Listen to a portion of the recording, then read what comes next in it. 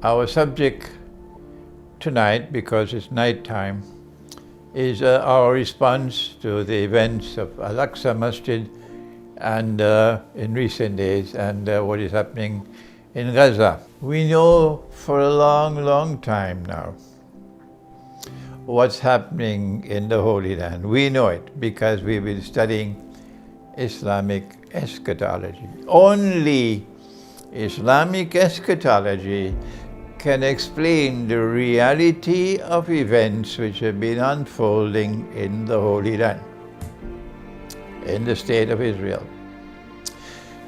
And if you do not understand and penetrate the reality of a situation, how can you respond to it?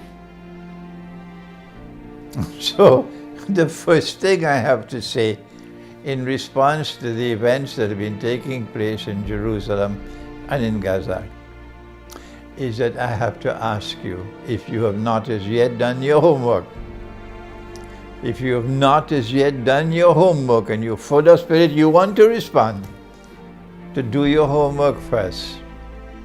And that means to go to the Quran, primarily the Quran, and then to the hadith of the Prophet ﷺ, to understand the events which have been unfolding in the Holy Land for at least 100 years or more now. And my book, Jerusalem in the Quran, which was written 20 years ago, would be beneficial for you. I wrote that book for two reasons.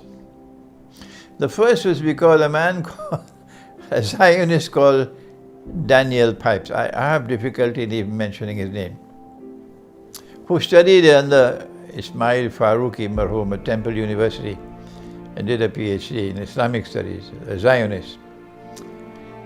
He had the audacity to declare that we have no claim to Jerusalem because Jerusalem is not even mentioned in the Quran. He published this article in the Los Angeles Times about 30 years ago. It was in response to Daniel Pipes that I wrote Jerusalem in the Quran. And then I wrote it because of that famous elder brother of mine, Dr. Karim Siddiqui, rahimahullah, who had established the Muslim Institute for Research and Planning in London and was organizing wonderful Islamic conferences in London, the likes of which we've never had for the last 20 years. And I was studying in Geneva and asked to go over to London to attend these conferences. So in one of these conferences, Dr. Karim Siddiqui called me aside and we sat down privately and we were having a coffee. And then he said to me, Imran, you have been trained for this job. Maulana Fadlur Rahman Ansari trained you. And you also have international relations now. You're doing your PhD. You have to write the book on Jerusalem in the Quran. And that's why the book was written, because of the appeal of Dr. Karim Siddiqui and because of the effrontery of Daniel Pipes. If you want to know how to respond to what's happening in the Holy Land, why don't you begin by reading that book? It has remained a bestseller for 20 years now. But in addition to that pioneering work, Jerusalem in the Quran, I have now written several more books on Islamic eschatology, all of them centered on Jerusalem.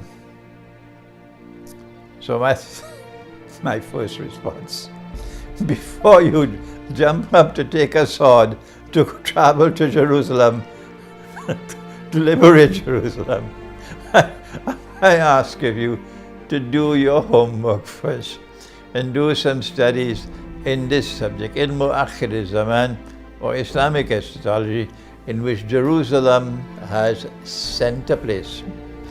And my books on Islamic eschatology would help you in understanding the subject. You don't have to buy the books, you can download them free of charge from my website.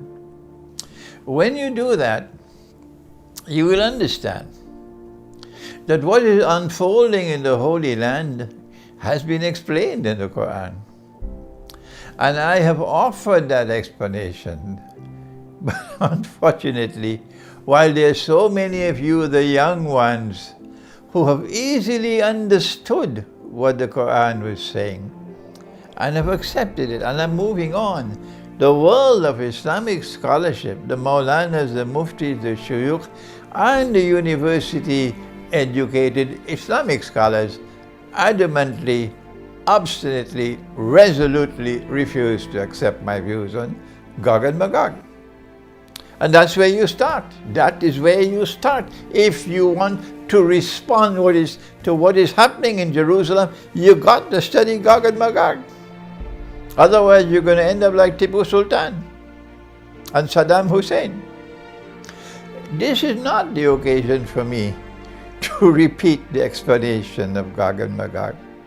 Hizb ut-Tahrir is a wonderful organization, and I respect Hizb ut-Tahrir, but they would not accept my views on Gog and Magog. And I'm warning you, I'm warning you, I'm warning you.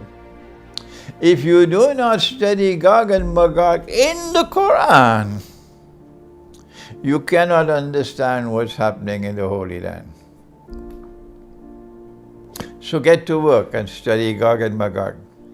And when you do that, you'll recognize the status and the role, the origin, the status and the role of modern Western civilization. You will understand the alliance between Christians and Jews, who are all Zionists, within the heart of modern Western civilization. You will understand why Allah has prohibited you in the Quran from maintaining friendly ties and being allies of that Judeo-Christian alliance, which has NATO as its military arm. I am cutting short all of these subjects, which are very long. I'm doing that for you to tell you the homework you have to do if you want to respond to what is happening to the Holy Land. You don't want me to engage in micro-analysis and give you all the politics that's going on and so on. The micro events, that's not my field. My field is the macro. My field is to give you the long-term response to what is happening in the Holy Land. And then you'll understand, if we're not allowed to have friendly relations and being allies of modern Western civilization, how come all of us are members of the International Monetary Fund? When Allah has prohibited in the Quran, how come Pakistan is still a member of the International Monetary Fund, a member state? And Iran is a member state of the IMF, and every single Muslim country, member state of the IMF. Now then, I have much more to say. I'm just giving you a taste of what is the response to what's happening in the Holy Land before you pick up your sword. The IMF was designed to put a rope around your neck. And the IMF has already succeeded magnificently so in putting a rope around the necks of every Muslim country. And so your Prime Minister has to be rushing here and there to try to find money to save and avert a default on external loans. That's where Imran Khan is now, searching for money to avoid a default on an external loan. They did not lend you money just to make money and become rich. When will you understand? Why don't you read Confessions of an Economic Hitman by John Perkins? Why and when would you read Confessions of an Economic Hitman by John Perkins? They lent you money in order to put a rope around your neck. That's why they gave you loans. And they don't want you to get rid of that rope around your neck. So they will do everything to ensure that you cannot escape. When will you understand? 20 years ago, here in Pindi, here in Rawalpindi, in a public lecture, I remember 20 years ago I said what you have to do to get this rope from around your neck to be removed so that you don't remain a slave of the modern West. that you don't have the freedom to respond, because if you do this, they'll attack your money and the money will go down in value and the whole economy will be crumbling. Runaway inflation, that's what they did in Venezuela when Hugo Chavez stood up to resist them. That's what they did in Zimbabwe when Robert Mugabe stood up to resist them.